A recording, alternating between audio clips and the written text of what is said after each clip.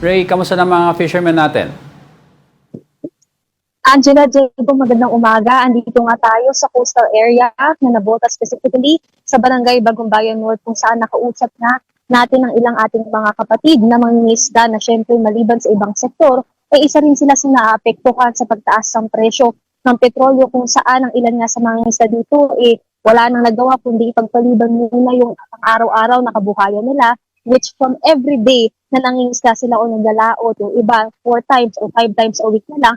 Pero yung mga iba naman, Angela, Diego, pinipili na doblehin yung oras nila habang nasa laot. Pakita ko lang sa inyo, ipan ko lang quickly, yung kakunting sitwasyon dito, no? Kung makikita nyo dito kasi sila dumadao, ayan yung mga bangka.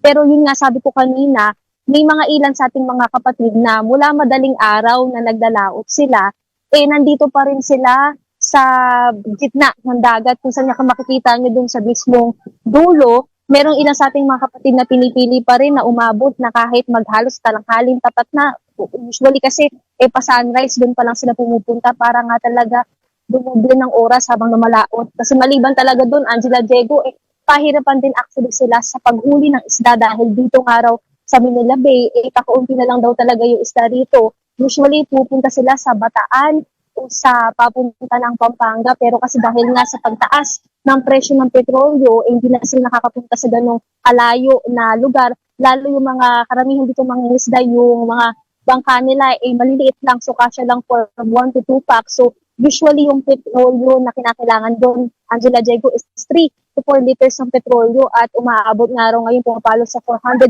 to 500 pesos. Kaya naman ang panawagan talaga nila, Angela, Diego, sana mabigyan na raw sila ng fuel subsidy na tulad nga ipinangako ng DA na ibigay raw sa end ngayong katapusan na ngayong buwan, pero hanggang ngayon hindi pa raw nila nakukuha, Angela, Diego. Ang balita, bakit hindi pa daw nila nakukuha itong fuel subsidy na ibibigay ng gobyerno?